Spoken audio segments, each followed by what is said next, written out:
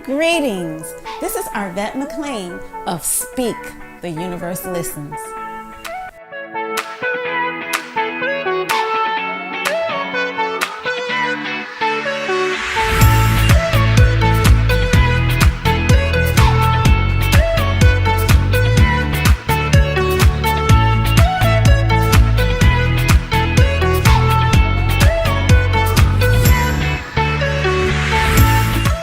Out there what it is that I want.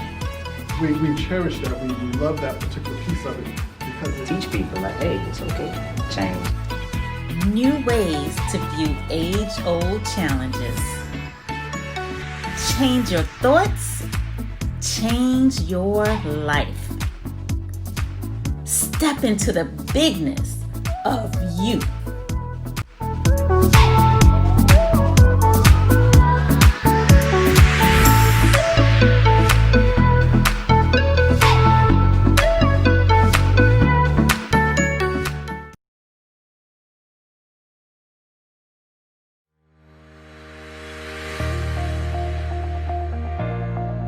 How you think you are. 27 days to radically shift your thinking and upgrade your life.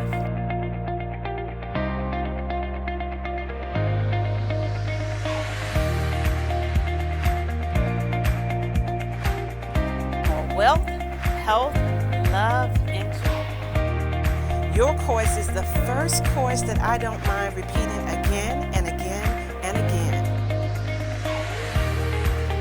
Click on the link for the special offer or visit the website at www.arvettemclean.com. Greetings and welcome to Speak, the Universe Listens.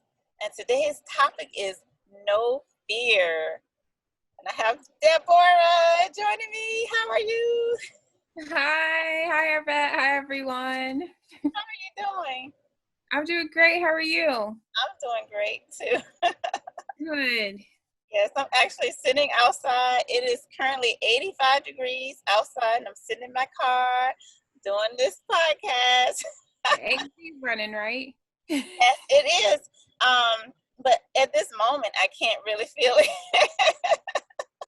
Oh, okay. Well, hang in there. We appreciate you making that sacrifice. Oh, my pleasure. I love being here.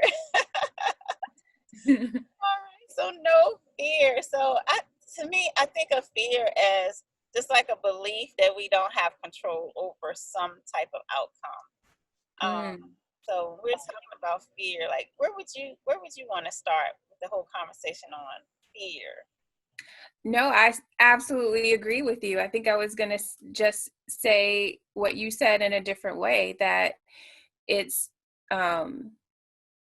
you allowing your mind to be the master when in reality you are the master. So you're allowing your mind to kind of lead you to believe that you have no control over the outcome.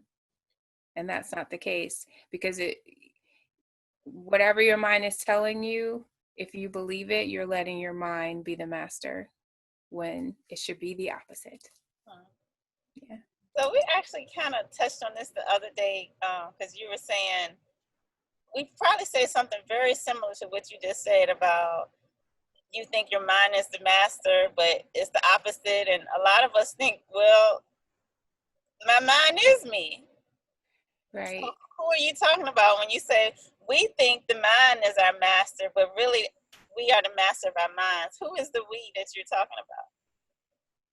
So my understanding is that your higher self is separate from your thoughts. So you are not your thoughts. Your thoughts are created by their expressions of what you've learned, things that you've seen, things that you've heard. Those are all a part of your thoughts, but that is not who you are. So that's the separation for me. And who am I? Who am I? I am, my higher self is a part of the greater being. So the creator, the person who created, the being that created me, the universe that is like a collective consciousness is who I am. I'm a collective consciousness of all that is. That's how I define me. Yeah. I recently, within the past several months, I heard someone say that we often think that our thoughts are telling us the truth. Like whatever our thoughts tell us that that's the truth or whatever. So we believe what we think. And the thing about thoughts is you can always think something different. So we know our thoughts are not always telling us the truth. And so Right. I love that you were saying about that, we tend to let our thoughts be our master, but we need to master our thoughts. Yes, I agree. We can choose to think something different. We have that availability at any time to think something different, to think, to calibrate ourselves and be in alignment with our higher self, allow our thoughts to be a part of our higher self. Yeah.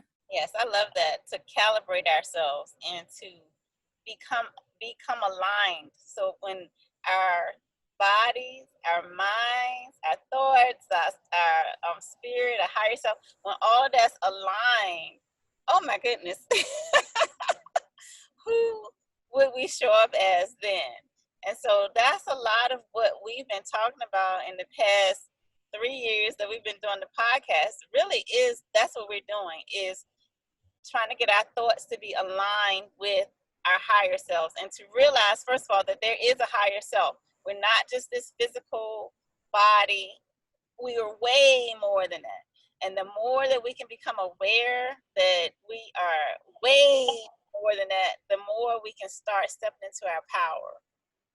Yeah, that's right. It's that alignment, the calibration. You have to practice it. Yes, definitely. Practice is the key. And that's what we've been doing for the past 3 years. We've been reminding ourselves to practice being in control of your thoughts. Practice, rather than letting your thoughts control you, you control your thoughts, as Deborah just said. Yes. One thing that I'm continuing to practice, and I'm getting there, is allowing the thought to kind of pass like a cloud, like acknowledging it. Okay, it's there, but like you said, you don't have to believe it. Because I find that for me, when I try to ignore the thought, I'm putting forth resistance, and that makes it louder. I don't know why, but resistance adds to it. So, but if I don't resist and I just let that thought be, before I know it, it's gone, and I've moved on, and it allows me to calibrate and, have better thoughts, different thoughts. Yeah. And that's the way it works in the world. We know that if someone tries to force us to do something, even if we might want to do it, but if somebody's trying to force us to do it, we're not about to do that thing. Exactly. Yes. Yeah. The momentum of resistance, it just adds more resistance. Yeah. That is so true. What we're taught, and when we're in elementary school, we're taught if somebody's bothering you, it's like, just ignore them, they'll go away. Eventually. Yeah. Yeah. That's funny that you said that. But one thing about, I think with fear, I guess it causes stress. Fear causes stress. And we've talked a lot about what stress does to the body, and how stress will actually break the body down in so many different ways. But if you're in stress, then your body is not growing. And so that's what fear does. And a lot of times we stay in a space of fear and stress. We kind of hang out there. Yes. So when we're in that space, we're obviously not aligned to our higher selves, because what would our highest self do? What would our highest self feel? Do you imagine our higher selves are walking around afraid? No. Yeah. They're not doing that at all. I think we maybe had touched on this once before when we spoke, but yeah, our higher selves are not even capable of seeing things as fearful or, so yes, just like you mentioned, it's important to calibrate so that your higher self is more is expressed more than what's happening in your mind, what your thoughts are. You don't want to consistently express what you're thinking or what your thoughts are telling you. So yeah. Yeah. And then a lot of times, like when you're in that place of stress, it's actually, you're more focused on your body. Like stress causes you to contract, and stress puts you in protection mode, Right. a fight or flight mode. And so Right. in that space, it's hard to create. It's hard to be aligned. It's hard to be in touch with your divinity. And so we, like I said, we tend to hang out there. Right. Kind of like that's just a comfortable place. And it's almost like stress is addictive. I think it is actually. Stress is addictive. The chemicals that go through your body our bodies become addicted to those chemicals. And right. So we look out into the world, we'll look for things that will cause more of that. Right. Yeah. You get used to that chemical. You get used to it. Yeah. And you get exactly. And almost to a point where you actually feel like there's something wrong when there's nothing to fear. Right. Like something is off. So we want to get used to the opposite of that. Get used to being in a place of calmness, peace. Yes, and you picked up on something that was kind of going through my mind at the moment, the fight, flight, right? The fight or flight kind of situation. Body's kind of being kind of tinkering or lingering in one of those stages. Yeah, so the goal is to be at peace more than you're in the fight or flight or stressed. Absolutely, because it does just break down the body. It causes different illnesses, right? Causes you to age faster. But no, definitely we want to keep ourselves healthy, and that's a part of it. It's a part of it. Yeah. And like for me, what I do know, like just from practicing moving from stress into a space of not stress, is just how the possibilities open up for me. Because when you're feeling stressed, you can't think right. And if you think about it for yourself, like if something happens and you're like, ah, and then you act from that space, afterwards you're like, oh my gosh, why did I say that? Why did I do that? I shouldn't. Right. That space when you're just not at your best, that's not the best time to act. But point being that the more you can, I guess, reduce your stress and your fear, the more you can come from a place of creativity and a space of possibilities. And I think that's kind of like what Deborah started off. I'm sorry, I don't know why I called you Deborah. What Deborah, okay. what Deborah started off saying is that basically just the need to be aligned. The more aligned we are with our higher self, the easier it is to navigate through life. And that is how you are in a space of no fear, is to be aligned with your higher self. Absolutely. That recalibration. Yep, nothing to fear. And how do you propose to do that, to get into that alignment? Oh, so going back to allowing my thoughts to just kind of pass, that is pivotal for me. That's like one of the first steps, because a lot of times when I find myself in a space of fear, my mind is racing and I'm like paying attention to everything, all the thoughts that are passing through.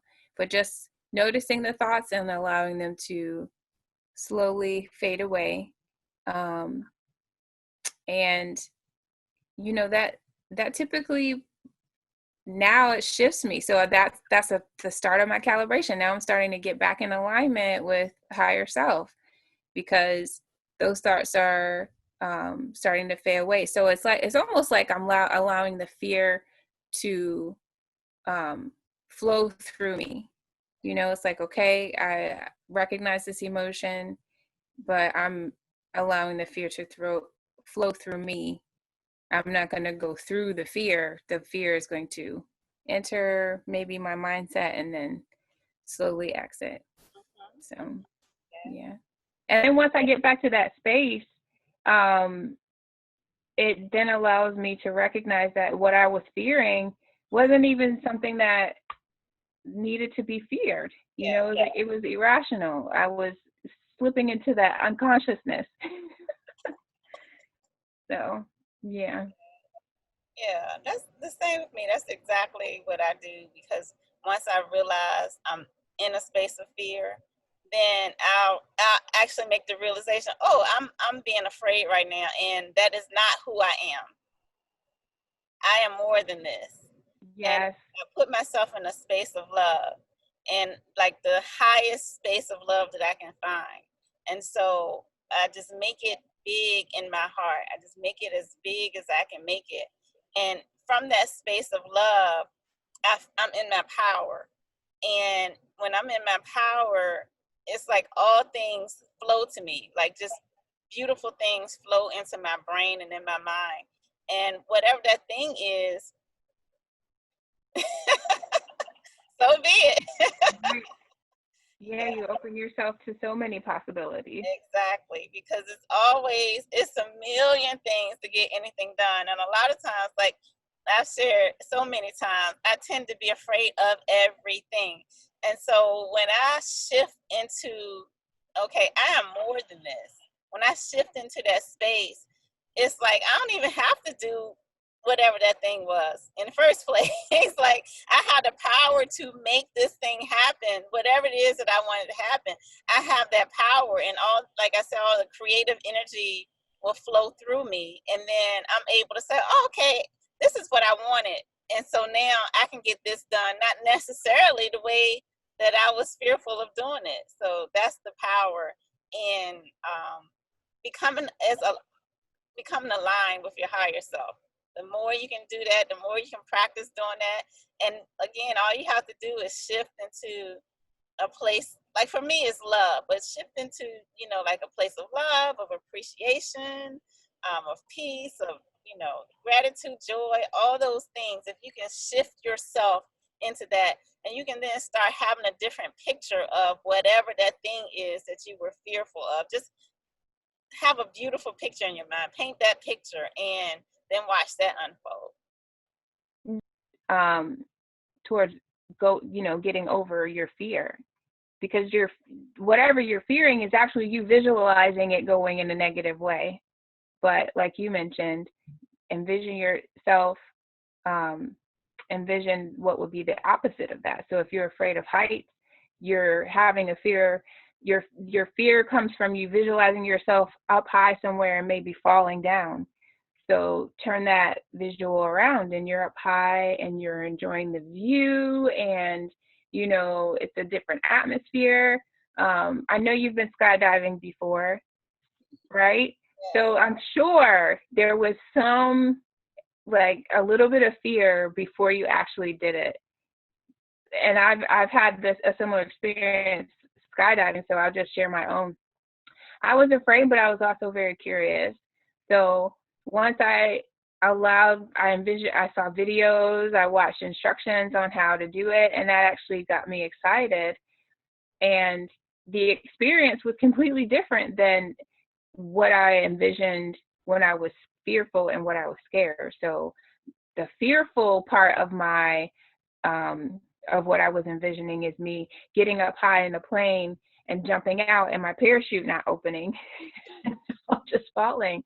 But the opposite side of that was, enjoying the skydive and your parachute opens and how you gracefully glide down back to the earth. And while you're doing so, you have this beautiful, view of what seems to be the entire world.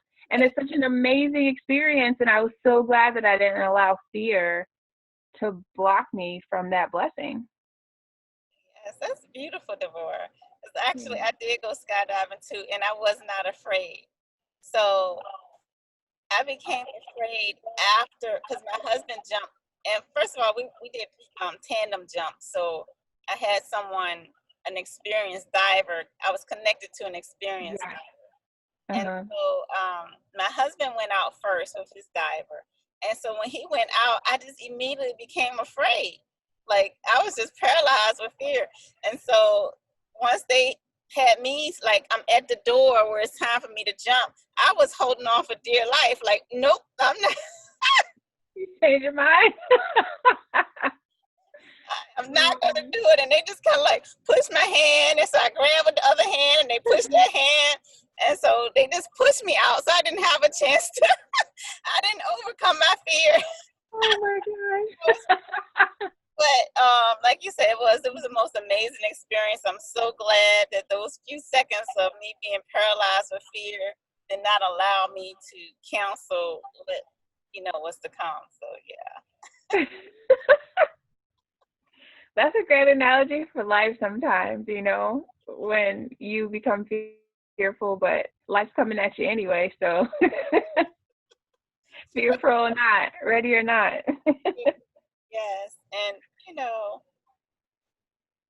I would just encourage people in general, and this goes doubly for myself, is even though there are these things that we fear and we're like, I don't want to do that because I'm afraid, just do it anyway. And like I say, if there's so many ways, the board mentioned too, how to overcome the fear, but sometimes you might not be able to.